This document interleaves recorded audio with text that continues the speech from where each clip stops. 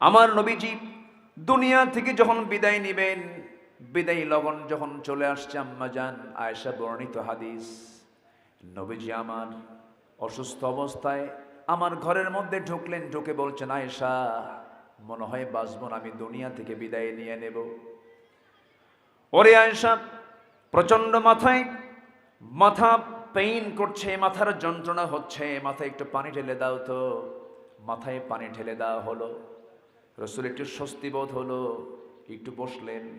এমন সময় বেলাল যখন আজান দেওয়া শুরু করেছেন, নবীজি বলছেন, আয়েশা বেলালের আজানটা আমার কাছে মনে হচ্ছে বেলাল মনে হয় কেঁদে কেঁদে আজান দিচ্ছে।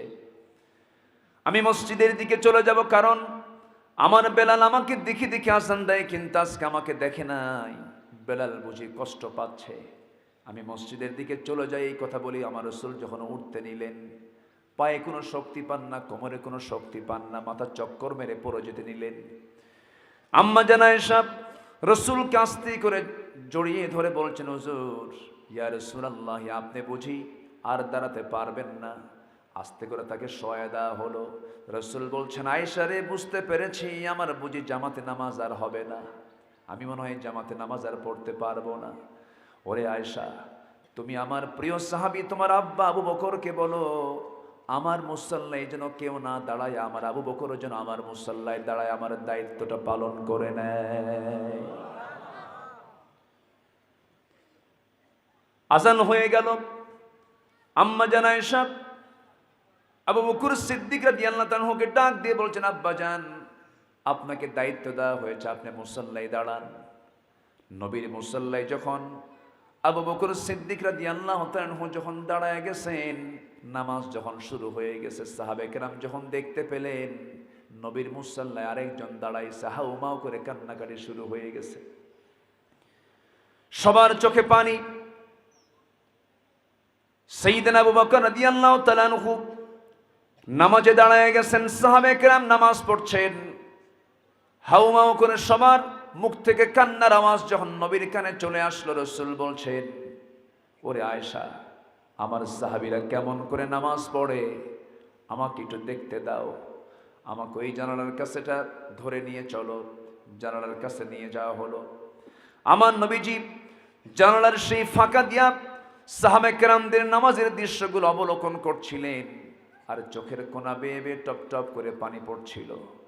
আম্মা জান আয়েশা আমার নবীর মুখের চোখের সেই পানিগুলো হাত দিয়ে মুছে মুছে দেন, আর বলছেন, ইয়া রাসূলুল্লাহ, আপনি কাঁদেন কেন? আপনার সাহাবীরা তো নামাজ পড়ছে, আপনি এই জায়গায় এত অস্থির বোধ হচ্ছেন কেন? কি হয়েছে আপনার বলুন? আপনার সাহাবীরা তো আল্লাহর হক তারা আদায় করছে, নামাজটা পড়ছে। আমার নবীজি বলছেন, আয়েশা রে, আমার চোখের পানি দেখে তুমি কি মনে করছো জানি না, মানুষের কান্না দুই ভাবে হয়, একটা হলো চরম আনন্দে, আরেকটা হলো চরম দুঃখে। আমার এটা চরম দুঃখের কান্না নয়, এটা আমার চরম আনন্দের কান্না। ওরে আয়েশা, আজকে আমার সাহাবীরা কাতারে কাতারে সুন্দর করে জামাতের সঙ্গে নামাজ পড়তে পারছে। ওরে আয়েশা, তুমি কি জানো এই নামাজ কায়েমের জন্য আমাকে মক্কার মানুষরা ধাক্কা মেরে মদিনায় আমাকে বের করে দিয়েছে, হিজরত করতে বাধ্য হয়েছি। এই নামাজ কায়েমের সংগ্রাম করতে গিয়া তায়েফের কাফেররা আমাকে মেরে মেরে রক্তাক্ত করে দিয়েছে, উহুদের ময়দানে আমার দাঁত ভেঙে চুরমার করে দিয়েছে। খন্দকের পরীক্ষা খনন করতে গিয়া আমার কোমরটা আমি হারিয়ে ফেলেছি আয়েশা। সেই নামাজ আজকে রাষ্ট্রীয় পর্যায়ে কায়েম হয়ে গেছে, সাহাবে কেরাম নামাজ পড়ছে। এই দৃশ্য, চরম আনন্দের দৃশ্য আমার চোখে পানি আনতে বাধ্য করেছে। আম্মা জান আয়েশা বলেন, আমি নিজেকে ধন্য মনে করি, আল্লাহ তাআলা আমাকে 9টা কারণে শ্রেষ্ঠত্ব দান করেছেন। নাম্বার 1, আমার বিয়ের সিদ্ধান্ত আল্লাহ তাআলা নিজে নিয়েছেন। আসমান থেকে ফয়সালা হয়েছে আমার বিয়ের ফয়সালা। 9 বছরে স্ত্রী হয়েছি, 13 বছরে নববধূ হয়ে নবীর ঘরে পদার্পণ করেছি। আমি আয়েশা জিবরাইলকে নিজের চোখে দেখতে পেরেছি। আমি একই বিছানায় নবীর সঙ্গে ঘুমাতাম, যখন একই চাদরের নিচে, একই কাঁথার নিচে, এই সময় ওহী নাজিল করতে, ওহী নাজিল হতো, আমি এটা টের পেতাম। আমি আয়েশা নিজেকে ধন্য মনে করি। রাসূল যখন দুনিয়া থেকে বিদায় নেবেন, নবী আমার ঘরটাকে পছন্দ করেছেন। আমি নিজেকে ধন্য মনে করি। রাসূল যখন বলছেন, আয়েশা রে, মুখটা কেমন যেন দুর্গন্ধ মনে হচ্ছে, দেখো তো আমার জন্য একটা মেসওয়াক এনে দেওয়া যায় নাকি। মেসওয়াক আনবো কেমনে নবী যে আমার উরুতে শুয়ে আছেন, অন্য কোনো বালিশে তিনি মাথা রাখতে পারছেন না, মাথা রাখছেন না। এমন সময় আমি আমার ভাইকে বললাম একটা মেসওয়াক এনে দেওয়ার জন্য। মেসওয়াকটা এনে দিল। সেই মেসওয়াকটা শক্ত দেখে আমি আয়েশা আমার শক্ত দাঁতে চাবায় চাবায় নরম করে দিলাম। নবীর হাতে মেসওয়াক যখন তুলে দিলাম, নবী যে মৃত্যুর পূর্বে আমার নবী যে একটা মুচকি হাসি মেরে মেসওয়াকটা নিয়া মেসওয়াকের আগায় লেগে থাকা থুতু চুষে চুষে পান করে বলছেন, আয়েশা মৃত্যুর পূর্বে আমি তোমাকে সন্তুষ্ট করার চেষ্টা করলাম। আমি আয়েশা নিজেকে ধন্য মনে করি, রাসূল তার জীবনের শেষ খাবার খেয়েছেন। আমি আয়েশা আমার মুখের থুতু, আমার মুখের লালা। এবার নবী যে মেসওয়াক সম্পন্ন করে বলছেন, আয়েশা আমি তার মনে হয় বাঁচব না, আমি দুনিয়া থেকে বিদায় নিয়ে নেব। ওরে আয়েশা আমি দুনিয়া থেকে বিদায় নিচ্ছি, আমার কলেজার টুকরা ফাতিমা কোথায়? ফাতিমাকে দেখো তো, ডেকে আনা যায় নাকি?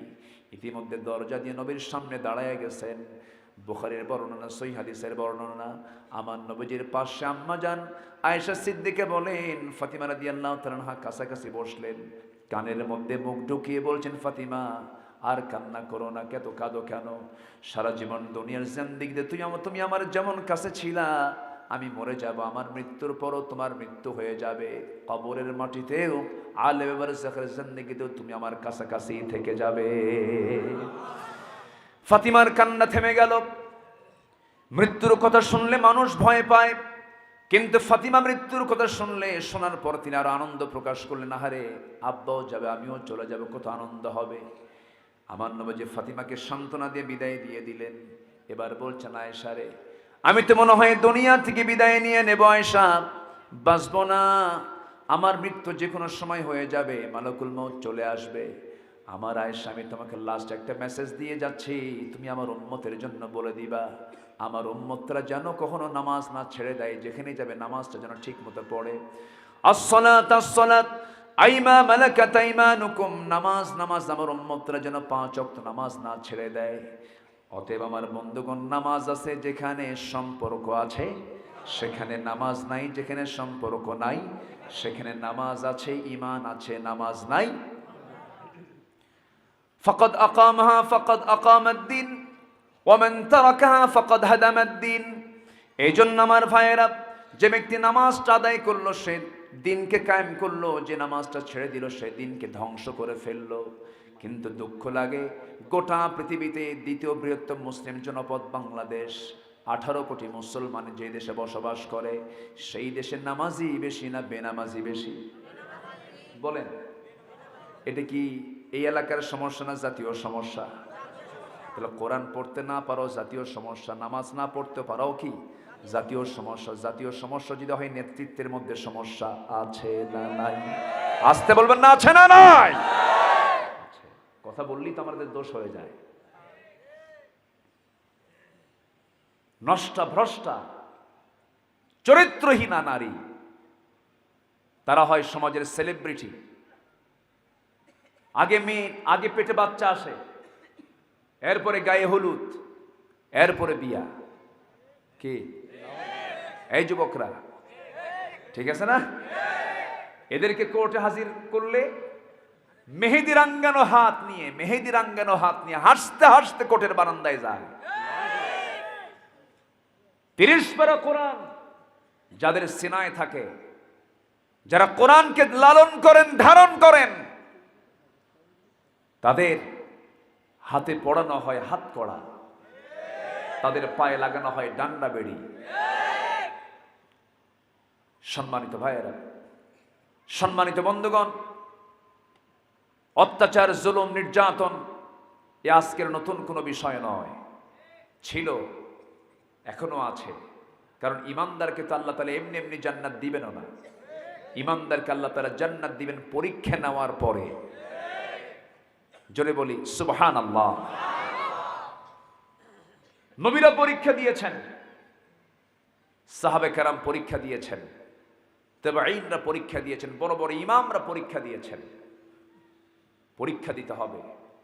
ঈমান এনেছি মানেই হলো পরীক্ষা শুরু হবে।